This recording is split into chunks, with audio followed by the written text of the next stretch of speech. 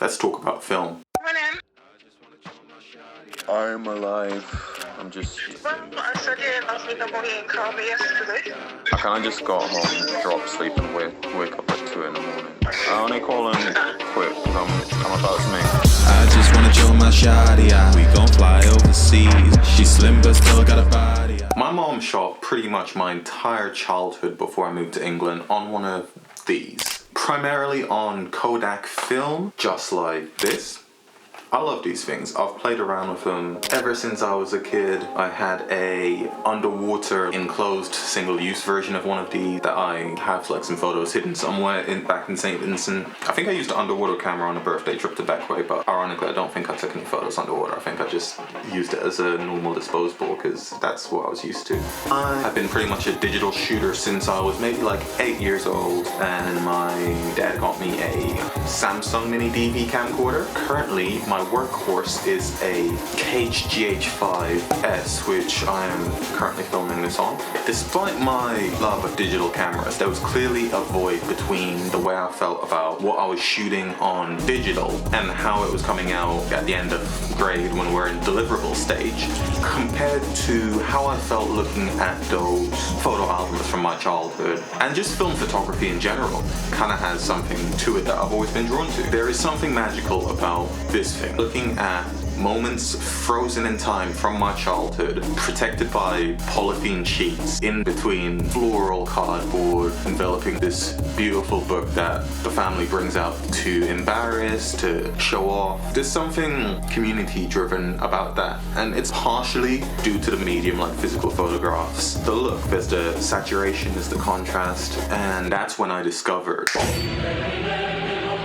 log footage was a big step in getting me closer to where I wanted to be in terms of the images I was creating. At the same time that I started playing around with log, these things came into play. The vintage glass. My mom picked me up a couple from Car Boot, sent them over. I got the M42 and came out adapters for Micro Four Thirds. That kind of added something that wasn't there before. In terms of the way that my photographs were rendered and the way they look, I feel like even the manual lenses and the workflow of having to slow down a manual focus makes me better at composing, and I choose compositions that I wouldn't normally go for. As a result of doing this over the years, I've gotten so much faster at manual focusing that I could probably do an entire professional job just on one of these things. If push comes to shove and then say my focus by wire just suddenly stops working, then we're good, man. Also started shooting film again, which is with the Pentax that I used to have that my friend Lewis now has, Nat kit lens, the Nikon with the autofocus Nikkor lens. These reawakened the good old film photography bug, and I started shooting film again. These are my last 3 maybe years, just spread across film rolls, just moments that I felt really stood out to me. I captured them kind of with the idea that maybe these cameras are complete duds, maybe none of these photos are going to render, but I still have like very important things that should have hypothetically been captured on this. Even if it's not, I still have those memories, and I feel like that in a way makes me value these photographs more than the 700 photographs I'll shoot on a set that I built for press shots or for something cool like that. These mean a lot to me, and they're just sat here waiting to be developed and waiting to be printed. TLDR, going back to manual and also film made me a lot more intentional with my work. Having only 36 shots on a roll, if we're talking about this Lomo 800 or 24 with this Kodak Kodacolor, it puts a lot more pressure on you, and it means that you will spend that extra second checking your focus to make sure it's going to be right, because it's going to be immortalized. You're not going to have any color grade control, so is this shot going to look good with how the film look? I know what this Kodak film looks like because I've seen it throughout my childhood. I have no idea what this like Lomo 800 looks like apart from the preview shots. I've never had 800 film before, so I tried to push the low light and try to shoot the way I shoot on digital, but on this. So this is another set of an experiment to introduce into my workflow if it turns out well. Honestly, the combination of being intentional with my shots and composition, the vintage lenses, all these like film experiments got me closer to that image than I thought it would, and maybe arguably even closer to that image than working with log. So I just wanted to say this to be like, if you don't work with log, if you don't want to work with log and go down the color grading side, that isn't the be all and end all for this look. And I'll have a little bit more on that later, because I have now found multiple approaches to get to this aesthetic that I enjoy using. So we're gonna go through a bit of that today. Similar to audio, I feel like there's no like wrong way of getting to the correct answer when it comes to photography and videography. I understand that there's different like workflows and different methods of getting there, but as long as you get the product or the piece of art or whatever you're working on to the stage where you're happy with it, your clients are happy with it if you're working with clients, and you've enjoyed the process and it translates across like multiple systems, looks great on monitors, it looks great blown up, it looks great like shrunk down to like thumbnail size. I think once you have that going on, what does it matter? No one's going to know how you color graded it. No one's going to know you worked with RAW. No one's going to know that you're on a full JPEG workflow from like start to finish and dumping that into Lightroom and calling it a day. There's instances in which you might introduce artifacts by working with smaller files, but this is like nitpicking.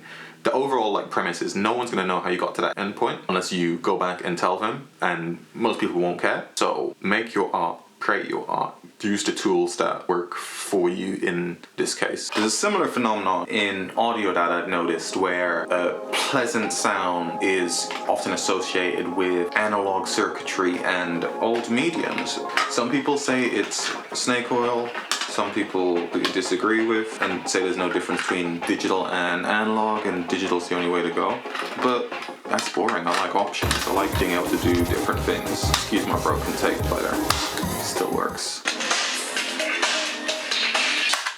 We often use words like warm, rich, full to describe these characteristics. But even among producers, whether this is snake oil being fed to you to sell you a $3,000 channel strip preamp, it's always debated. Some people will swear that they hear a difference, and then everyone else will be like, I don't know. But we're not getting into that today, because that's a rabbit hole that I'm not diving down. I said I'm not getting into it, but I do notice a difference in the way that stereo width and the low end is replicated, on cassette at least, when comparing the WAV file to my cassette gain matched. I know these ideas don't all translate directly to photography, but the primary thing I'm trying to get to is that the medium and the characteristics of the medium have an effect on the deliverable. If I put Sad Boy 2 on tape, it's going to sound different than if I put Sad Boy 2 on vinyl, or if I put Sad Boy 2 on a CD. That's going to sound closer to me just rendering it out of Ableton at 44.1 kilohertz or 48K. The sentiment that the quality of the medium has an effect on the way it is received is a very fascinating idea to explore. The fact that film is still prevalent now, that I can go into a shop and buy new Kodak film and it's not skyrocketed like reel-to-reel tape is, for example. I know this isn't a vintage lens video primarily, but if you're a young photographer and haven't had your chance to go play around with a couple of these, just go on a charity shop cruise, grab a couple. You shouldn't really pay more than like 5, 10, 15 pounds depending on which lens, the condition of the lens. I'm sure you'll be able to find some cheap, clean examples. What you might not expect is that you will actually get your hands on some really nice, really high quality glass. Cameras have been pretty damn good for a while. The quality of this glass is still top notch. It might not have some of the modern coatings that camera lenses come with now, but that will also be an aesthetic character that you choose to introduce into your image, or you go with another lens and you just want something flat that looks like everyone else's, which is fine. But I feel like in a landscape where a lot of people can make a lot of really cool thing in a short space of time, and there are individuals who will just like no life everything, I'm raising my hands up and saying this, your individuality is going to be what makes you stand out, and it's going to be what defines your work, and it will be what people recognize you for. So this might just help you find it. This might be the opposite direction to where your aesthetic actually lies, and doesn't make it any less of an important step. You needed to find out that this wasn't for you, and more so why this wasn't for you, and that'll give you a lot of answers as to what you are actually looking for. Hey guys, just want to say thank you so much for watching the video. This video is made with Dehancer. It's actually my first affiliate marketing program, and I'm really grateful for them to reach out. I made this video with that in mind because we were speaking a lot about film and analog media, and I've explored tape emulations and ways to reintroduce the analog elements to sounds previously in my mixing and in different projects, and I had this hybrid mixing board down here that I'll show you as well briefly. That's a bit of a Frankenstein creation. Thank you so much, Dehancer. If you use my affiliate code MGVibes with a 1 and a 3 instead of the I and the E, code MGVibes, you'll get a 10% off. I'll get a 10% kickback.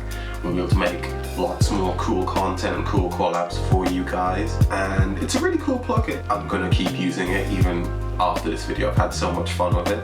Give it a go, even if it's just trialing it out. And I hope you have a great time and a wonderful day. I'll catch you guys later. I hope you enjoyed the video.